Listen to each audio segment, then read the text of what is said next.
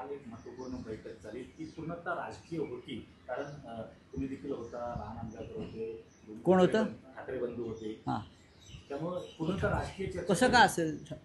दोन ठाकरे बंधू आमचे प्रमुख म्हणजे उद्धवचे राज्य एकत्र असतील म्हणून ते राजकीय कसं काय म्हणता? बंधू आहेत ना, बंधू आहेत ते. आणि मी मित्र आहे, मी मित्र आहे. कालची बैठक झाल्यानंतर मनसेनं पदाधिकाऱ्यांची बैठक केली आहे. आज शिवसेनेची पण आहे. बघा, पदाधिकाऱ्यांची बैठक ही सतत चालणारी प्रक्रिया आहे राजकारणामध्ये. तुम्ही राजकारण म्हणताय ना, मग ही सतत चालणारी प्रक्रिया. निवडणूक आलेल्या आहेत, महानगरपालिकेच्या, जिल्हा परिषदेच्या, बैठका घ्याव्या लागतील. थँक्यू. हिंदी में पूछे.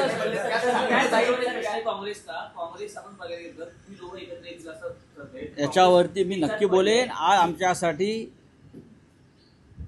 रविवारचं जे आंदोलन आहे भारत पाक क्रिकेट सामन्याविरुद्धचं, तो आमच्यासाठी देशासाठी महत्त्वाचा विषय आहे. राजकारणावरती कधी चर्चा करता येईल उद्याही करेन. एक शेवटचा प्रश्न, काही वृत्तपत्रांमध्ये असं आलंय की मनसेने अर्ध्याच्या जवळपास जागा बघा, वृत्तपत्रात आपण नेपाळमधल्या वृत्तपत्रकारांना का मारलंय आपण ते पाहिलं असेल.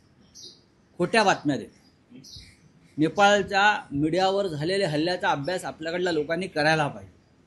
रस्त्यावरती त्यांना काय माहिती आहे? कोण होतं आतमध्ये? मी होतो, मला माहिती आहे. उद्धवजी होते, राजसाहेब होते. काय माहिती आहे त्यांना आतमध्ये काय चर्चा झाली, आतमध्ये काय झालं, काय माहिती आहे कोणाला? वृत्तपत्रात आलेल्या सगळ्या बातम्या खोट्या आहेत.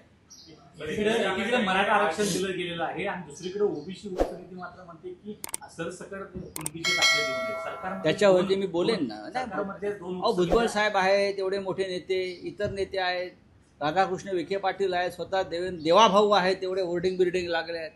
त्यांना या विषयावर बोलू द्या ना. आप हिंदी में अगर है तो पूछ लीजिए. चलिए, हो गया.